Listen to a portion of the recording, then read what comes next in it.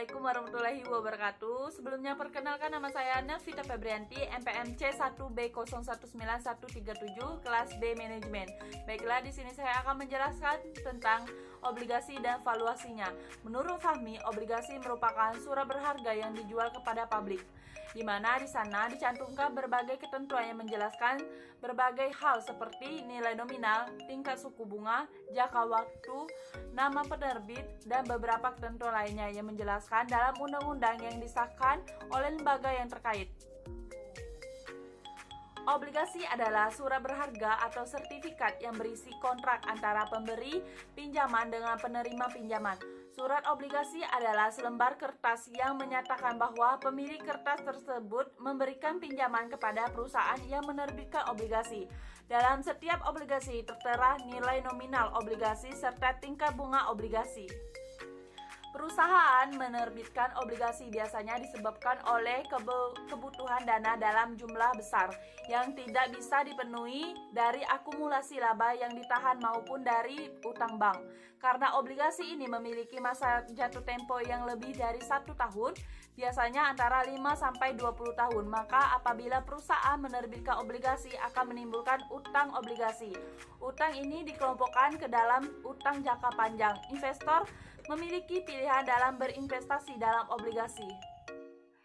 Adapun karakteristik obligasi. Obligasi adalah surat tanda bukti bahwa investor pemegang obligasi memberikan pinjaman utang bagi emiten, penerbit obligasi. Oleh karena itu, emiten obligasi akan memberikan kompensasi bagi investor pemegang obligasi berupa kupon yang dibayarkan secara periodik terhadap investor. Secara umum, karakteristik obligasi dapat dilihat dari beberapa hal sebagai berikut.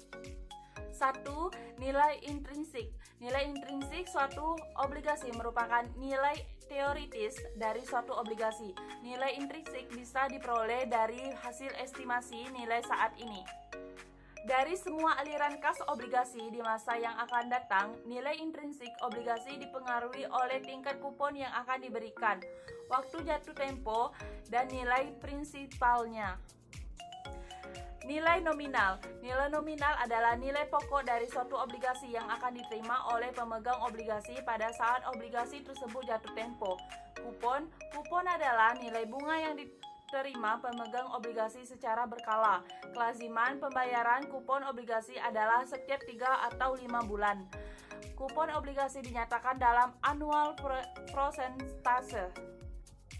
Jatuh tempo. Jatuh tempo adalah tanggal di mana pemegang obligasi akan mendapatkan pembayaran kembali pokok atau nilai nominal obligasi yang dimilikinya. Periodik jatuh tempo obligasi bervariasi, mulai dari 365 hari sampai dengan di atas 5 tahun. Obligasi yang akan jatuh tempo dalam waktu 1 tahun akan lebih mudah untuk diverifikasi, sehingga memiliki resiko yang lebih kecil dibandingkan dengan obligasi yang memiliki periode jatuh tempo dalam waktu 5 tahun. Secara umum, semakin panjang jatuh tempo suatu obligasi, semakin tinggi kupon atau bunganya. Yang kedua, penerbit. Mengetahui dan mengenal penerbit obligasi merupakan faktor sangat penting dalam melakukan investasi obligasi retail.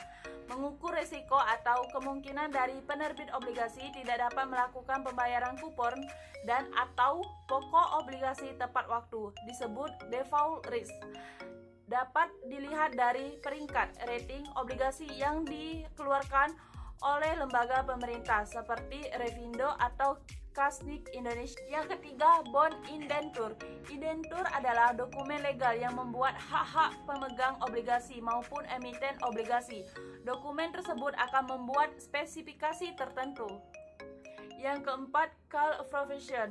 Call profession adalah hak emiten obligasi untuk melunasi obligasi sebelum waktu jatuh tempo. Call of profession akan dilaksanakan oleh emiten jika tingkat suku bunga pasar di bawah tingkat kupon obligasi. Hal ini dilakukan untuk mengurangi biaya modal perusahaan akibat kewajiban membayar bunga di atas bunga pasar yang berlaku. Call profession pada dasarnya akan menguntungkan emiten dan sisi lain bisa merugikan investor. Macam-macam obligasi. Obligasi memiliki beberapa jenis yang berbeda, yaitu berdasarkan sisi penerbit. Obligasi pemerintah pusat. Obligasi pemerintah pusat adalah obligasi yang diterbitkan oleh pemerintah. Sangatlah beralasan untuk berasumsi bahwa pemerintah pusat akan memenuhi pembayaran yang dijanjikan, sehingga obligasi pemerintah tidak memiliki risiko gagal bayar. Namun, harga obligasi ini telah menurun ketika tingkat suku bunga naik, sehingga obligasi ini tidak akan sepenuhnya bebas risiko. Obligasi perusahaan. Obligasi perusahaan adalah obligasi yang diterbitkan oleh perusahaan, tidak seperti obligasi pemerintah. Obligasi perusahaan memiliki risiko gagal bayar. Jika perusahaan emiten mengalami masalah, perusahaan tersebut mungkin tidak mampu melakukan pembayaran atas bunga dan pokok seperti yang dijanjikan. Setiap obligasi perusahaan memiliki tingkat risiko gagal bayar yang berbeda, tergantung pada karakteristik perusahaan emiten dan ketentuan spesifikasi dari sistem obligasi. Risiko gagal bayar sering disebut risiko kredit.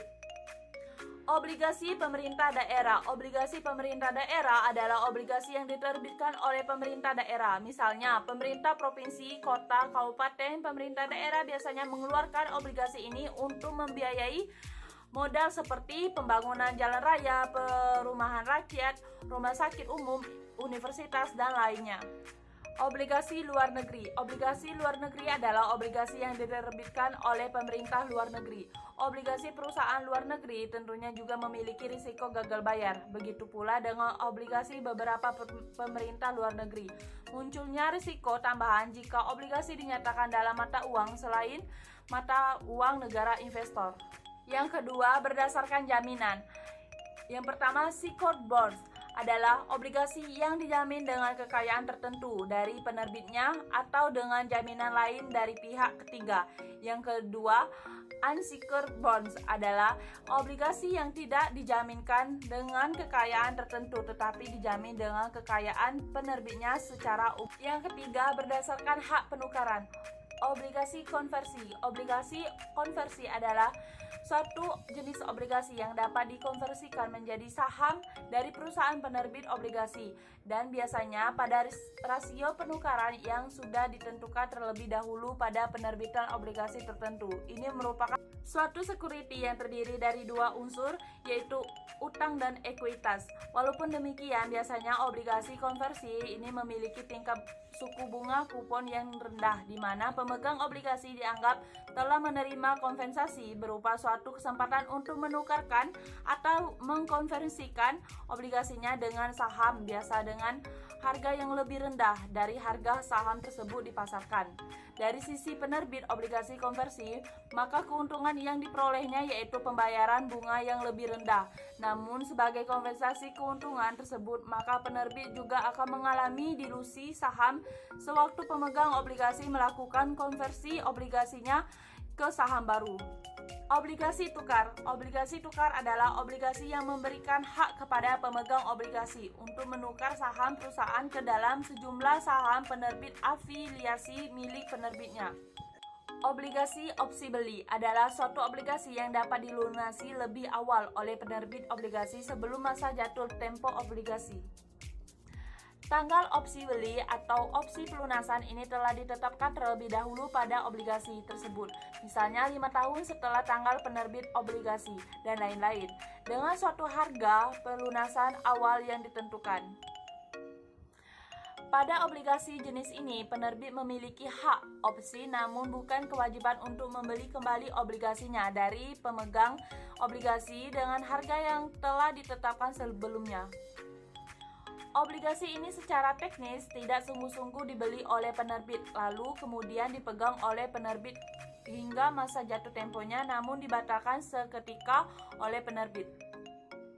Harga pelunasan atau pembelian kembali ini biasanya berada di atas nilai pari atau harga penawaran perdana obligasi. Penerbit memiliki hak opsi dan untuk itu pula lah maka penerbit berani membayar kupon dengan tingkat suku bunga yang lebih tinggi. Apabila pada saat tanggal pelaksanaan opsi tingkat suku bunga dipasarkan turun, maka penerbit obligasi memiliki kesempatan untuk melakukan penjadwalan ulang utangnya. Dengan tingkat suku bunga yang lebih rendah, maka penerbit melakukan eksekusi atas hak melakukan pelunasan awal. Atau dilihat pada sisi lainnya, yaitu apabila tingkat suku bunga turun, maka harga obligasi tersebut akan naik. Maka adalah sangat menguntungkan bagi penerbit untuk melaksanakan hak opsinya guna melunasi lebih awal pada nilai pari. Investor juga memiliki keuntungan dengan membeli obligasi jenis ini karena ia dapat memperoleh kupon dengan tingkat suku bunga yang lebih tinggi dibandingkan dengan obligasi biasa. Namun, di lain sisi, apabila tingkat suku bunga dipasarkan turun, maka penerbit obligasi tersebut melaksanakan hak opsinya setelah itu, investasi yang dapat dilakukannya hanya mendapatkan imbal hasil yang rendah. Ini ibaratnya menjual opsi di mana penjual menerima premi opsi yang dibayarkan di muka. Namun, bila tiba masanya, maka dapat saja opsi ini dieksekusi oleh pembeli opsi. Pasar terbesar dari obligasi opsi beli ini adalah obligasi yang diterbitkan oleh lembaga yang dijamin oleh pemerintah. Yang keempat, berdasarkan sistem pembayaran bunga. Obligasi tanpa bunga adalah obligasi yang tidak melakukan pembayaran bunga secara periodik, namun bunga dan pokok dibayarkan sekaligus pada saat jatuh tempo. Obligasi ini diperdagangkan dengan menggunakan harga diskonto dari nilai pari. Pemegang obligasi berhak untuk menerima pembayaran secara penuh pada masa jatuh tempo obligasi. Investor menerima keuntungan bunga berupa selisih antara harga diskonto dan nilai pari. Obligasi saat jatuh tempo. Obligasi tanpa bunga ini ada yang memiliki jangka pendek maupun panjang. Obligasi yang berjangka waktu panjang umumnya memiliki masa jatuh tempo 10 tahun hingga 15 tahun. Obligasi dengan jangka waktu di bawah 1 tahun disebabkan dengan surat utang seperti misalnya Treasury Bill di Amerika. Obligasi kupon adalah obligasi dengan kupon yang dapat diuangkan secara periodik sesuai dengan ketentuan penerbitnya. Yang kelima, berdasarkan nilai nominal. Obligasi konvensional adalah obligasi yang lazim diperjualbelikan dalam satu nominal Rp 1 miliar per satu lot. Obligasi retail adalah obligasi yang diperjualbelikan dalam satuan nilai nominal yang kecil, baik corporate bonds maupun government bonds. Pasar obligasi. Pasar obligasi adalah pasar yang memperdagangkan suatu efek. Nilai pasar, harga pasar, suatu obligasi bergerak berlawanan arah dengan perubahan suku bunga secara umum. Jika suku bunga secara umum cenderung turun, maka nilai atau harga obligasi akan meningkat karena para investor cenderung untuk menanamkan uangnya di bank. Ada dua jenis pasar obligasi, yaitu pasar primer merupakan tempat diperdagangkannya obligasi pada saat diterbitkan. Salah satu persyaratan ketentuan pasar modal obligasi harus dicatatkan di Bursa Efek untuk dapat ditawarkan kepada masyarakat. Dalam hal ini lazimnya adalah Bursa Efek Surabaya BES, sekarang Bursa Efek Indonesia BEI. Pasar sekunder. Pada saat ini, perdagangan akan dilakukan secara over the counter (OTC), artinya tidak ada tempat perdagangan secara fisik. Pemegang obligasi secara pihak yang ingin membelinya akan berinteraksi dengan bantuan perangkat elektronik seperti email, online, trading, atau telepon. Pasar obligasi merupakan penghubung bagi emiten-emiten yang membutuhkan dana jangka panjang dengan investor yang ingin menempatkan dana mereka pada efek-efek yang menghasilkan bunga jangka panjang. Pasar obligasi dalam negeri yang telah berkembang dengan baik dewasa ini menawarkan berbagai peluang pendanaan bagi sektor pemerintah dan swasta, di mana lazimnya pertumbuhan pasar obligasi pemerintah turut menciptakan peluang bagi perkembangan emiten-emiten lain. Perkembangan pasar obligasi memegang peranan penting dalam beberapa hal berikut ini. Yang pertama, membantu pemerintah dalam melakukan mobilisasi dana untuk kebutuhan investasi. Yang kedua, menciptakan akses bagi perusahaan-perusahaan untuk mendapatkan dana secara langsung dari pasar, yang berdampak pada terciptanya suatu iklim pasar yang kondusif, serta menyediakan persaingan yang sehat untuk sistem perbankan dalam upaya mengurangi risiko sistematis.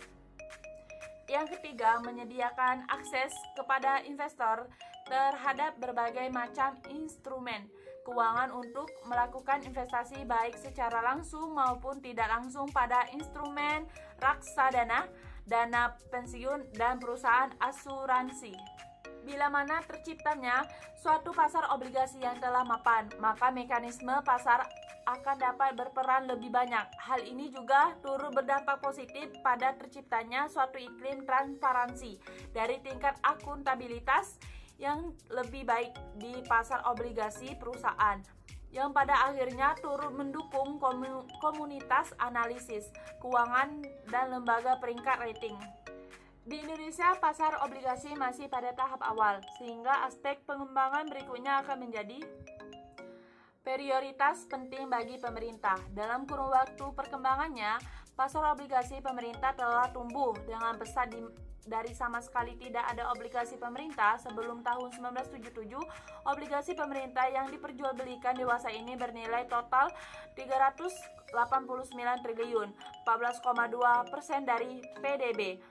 Walaupun sebagai besar dari jumlah tersebut pada awalnya didorong oleh rekapitalisasi sistem perbankan. Saat ini pasar obligasi merupakan salah satu alternatif bagi pemerintah dalam memenuhi kebutuhan dana regulernya. Dengan total nilai emisi berisi tahunan berkisar 1% dari PDB, dewasa ini pemerintah menerapkan strategi pengelolaan utang untuk meningkatkan bagian utang dalam negeri dalam total utang pemerintah.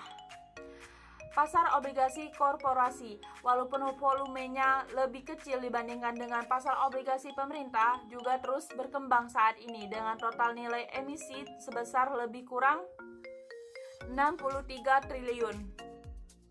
Terciptanya pasar obligasi korporasi yang kondusif turut mendukung emiten dalam memperoleh pendanaan dengan biaya yang lebih murah dengan menggunakan berbagai instrumen yang sesuai dengan kebutuhan mereka. Selama ini perusahaan mengandalkan sumber pendanaan dari perbankan dalam pemenuhan kebutuhan pinjaman. Namun pinjaman bank saja tidaklah cukup untuk memenuhi semua kebutuhan dana untuk menggerakkan perekonomian Indonesia. Hal ini menyebabkan tumbuhnya pasar obligasi perusahaan merupakan suatu langkah penting dalam mendiversifikasikan sumber-sumber keuangan perusahaan, mengurangi ketergantungan pada pinjaman bank, dan mengurangi kerentangan sistem keuangan terhadap berbagai volatilitas di masa yang akan datang. Berkaitan dengan komitmen Indonesia untuk melaksanakan berbagai agenda pembangunan infrastruktur yang sebagian besarnya diharapkan akan didanai dengan modal swasta yang mobilisasi dari pasar modal dalam luar negeri. Salah satu wacana yang sedang dikembangkan untuk mendorong pembiayaan proyek-proyek infrastruktur swasta tersebut adalah melalui pasar obligasi dalam negeri. Selain itu, dalam jangka menengah, seiring dengan perkembangan otonomi daerah, pemerintah daerah akan semakin membutuhkan akses terhadap pasar obligasi. Secara umum, pasar obligasi dalam negeri akan valuasi atau penilaian obligasi, nilai dari suatu aset keuangan saham, obligasi, sewa guna, usaha, atau bahkan aset fisik seperti gedung atau mesin hanyalah nilai sekarang dari arus kas yang diharapkan akan dihasilkan oleh aset tersebut.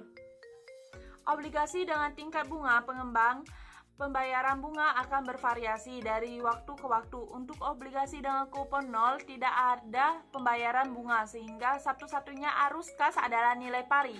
Ketika obligasi jatuh tempo, untuk obligasi biasa dengan arus kas terdiri atas suatu anuitas selama N tahun ditambahkan pembayaran sekaligus pada akhir tahun N. Secara sederhana, kita dapat mendiskontokan setiap arus kas kembali ke nilai sekarang dan menjumlahkan nilai-nilai PP tersebut untuk mendapatkan nilai obligasi. Itulah yang dapat saya jelaskan tentang pemahaman obligasi dan valuasinya. Saya akhiri. Wassalamualaikum warahmatullahi wabarakatuh.